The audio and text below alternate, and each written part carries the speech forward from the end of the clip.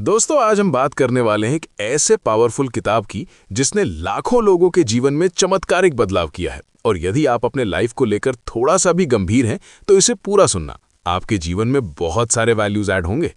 तो दोस्तों, आपसे एक सवाल है कि आखिर क्यों एक इंसान अपनी जिंदगी में अपार सफलता, खुशी और दौलत का आनंद ले रहा है, जबकि दूसरा इंसान गरीबी, बीमारी और लाचारी में घुट-घुट कर जी रहा है। क्यों एक व्यक्ति हमेशा कॉन्फिडेंस से भरा रहता है जबकि दूसरा हमेशा एंजाइटी यानी डर और चिंता के साए में जीता है। क्यों कुछ लोग जानलेवा बीमारियों से भी चमत्कारिक रूप से ठीक हो जाते हैं जबकि डॉक्टर भी जवाब दे चुके होते हैं। दोस्तों, क्या ये किस्मत का खेल है? क्या ये ग्रहों की चाल है? तो जी नहीं। डॉक्टर जोसेफ मर्फी कहते हैं कि इसका जवाब आपके बाहर नहीं बल्कि आपके भीतर है। और इसका जवाब है सबकॉन्शियस माइंड यानी आपके अवचेतन मन की जादुई शक्ति। ज्यादातर लोग अपनी पूरी जिंदगी केवल 10% दिमाग का इस्तेमाल करके बिता देते हैं, जिसे हम चेतन मन कहते हैं। लेकिन खजाना तो उन 90% हिस्से में छुपा है जो सो रहा है, जिसे अवचेतन मन या सबकॉन्शियस माइंड कहते हैं।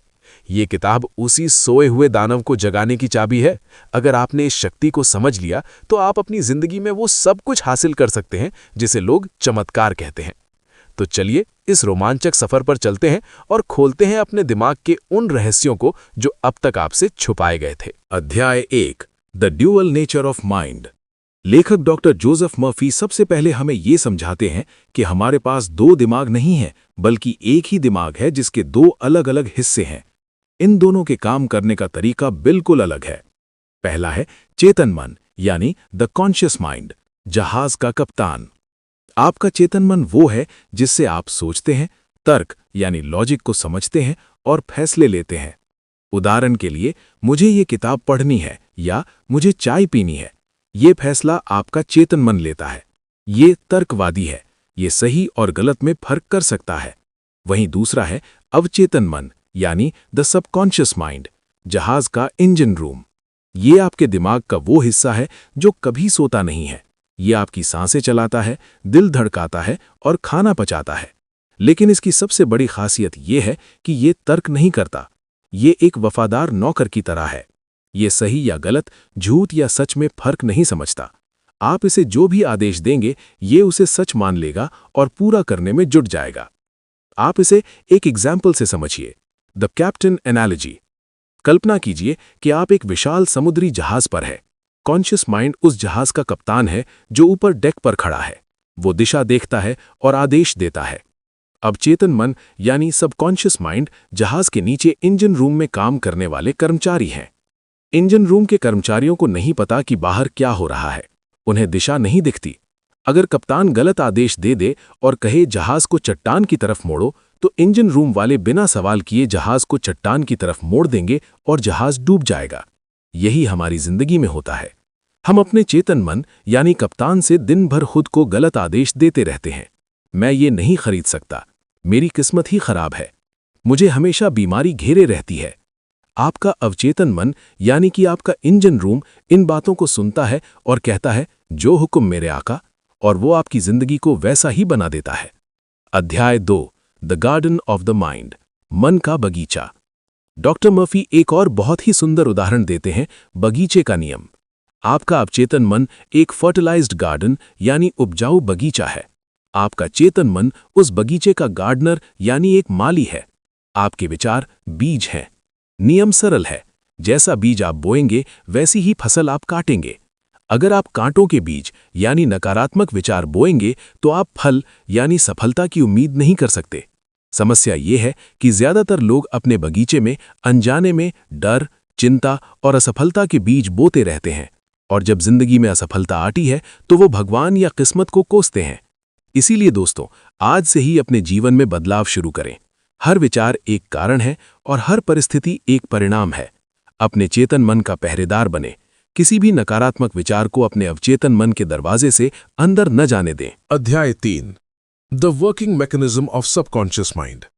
इस किताब का सबसे क्रांतिकारी विचार ये है कि आपका अवचेतन मन ये फर्क नहीं कर सकता कि आप जो सोच रहे हैं वो सच है या सिर्फ कल्पना। इसे एक प्रयोग से समझिए। अभी अपनी आंखें बंद करें और कल्पना करें कि आपके हाथ में एक रसीला पीला नींबू है। उसे काटें, उसका खट्टा रस अपनी जीभ पर टपकते हुए महसूस करें। क्या हुआ? आपके मुंह में पानी आ गया ना? लेकिन सच में तो कोई नींबू था ही नहीं, फिर मुंह में पानी क्यों आया? क्योंकि आपके अवचेतन मन ने आपकी कल्पना को सच मान लिया और शरीर को उसी हिसाब से प्रतिक्रिया देने का आदेश दिया। यही वो सीक्रेट है जिसे successful Olympic players, millionaires, billionaires और ग्रेट आर्टिस्ट इस्तेमाल करते हैं। वे जीतने से पहले ही अपने दिमाग में जीत को इतनी गहराई से महसूस कर लेते हैं कि उनका अवचेतन मन उसे हकीकत बनाने के लिए पूरी कायनात को एक कर देता है। अध्याय 4, practical techniques for success. Doctor Murphy सिर्फ थ्योरी नहीं बताते, वे हमें कैसे करें वो भी सिखाते हैं। यहां किताब की 3 सबसे पावरफुल टेक्निक्स दी गई हैं। पहला, visualization, the mental movie method. जैसे एक पिक्चर 1000 शब्दों के बराबर होती है, वैसे ही एक मानसिक तस्वीर, मेंटल इमेज 1000 विचारों के बराबर होती है। इसके लिए आप क्या करें कि एक शांत जगह पर बैठें, आंखें बंद करें और अपने लक्ष्य को पूरा होते हुए देखें। जैसे अगर आप घर खरीदना चाहते हैं तो कल्पना करें कि आप उस घर के अंदर चल रहे हैं, चाबी आपके हाथ में है और आप खुश हैं। सिर्फ देखें नहीं, उस खुशी को फील करें। क्योंकि दोस्तों, आज जितने भी लोग सफल हैं, वे सभी कभी ना कभी हर एक चीज को हासिल करने से पहले विजुअलाइज किया है। ये प्रक्रिया अवचेतन मन पर एक अमिट छाप छोड़ देती है। दूसरा, द स्लीपिंग टेक्निक, सोने से पहले की तकनीक। जब आप सोने वाले होते हैं और नींद आ रही होती है तो आपका चेतन मन यानी लॉजिक पकड़ने वाला दिमाग सो जाता है, लेकिन अवचेतन मन पूरी तरह जागी हुई अवस्था में होता है। यह सबसे अच्छा समय है उसे प्रोग्राम करने का। इसके लिए आप सोने से ठीक 5 मिनट पहले अपनी इच्छा को एक छोटे से वाक्य में बदलें, जैसे मैं पूरी तरह स्वस्थ हूं या मैं अमीर हूं। इसे लोरी की तरह बार बार दोहराएं जब तक कि आप सो न जाएं। तीसरा, the thank you technique. Doctor Murphy कहते हैं कि ग्रैटिट्यूड यानी कृतज्ञता चुंबक की तरह काम करती है। चीजें मिलने से पहले ही उनका धन्यवाद करें। हे ईश्वर, मुझे ये शानदार नौकरी देने के लिए धन्यवाद।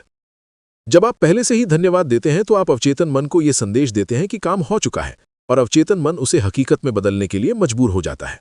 इन शॉर्ट दोस्तों, आप हमेशा थैंकफुल बनो, लेकिन हम इसका उल्टा थैंकलेस बन जाते हैं। अध्याय 5, वेल्थ एंड द सबकॉन्शियस, अमीर बनने का अधिकार। डॉक्टर मर्फी एक बहुत ही विवादित विषय पर बात करते हैं, जो कि है पैसा। समाज ने हमें सिखाया है कि पैसा सब बुराइयों की जड़ है या पैसे वाले लोग बुरे होते हैं।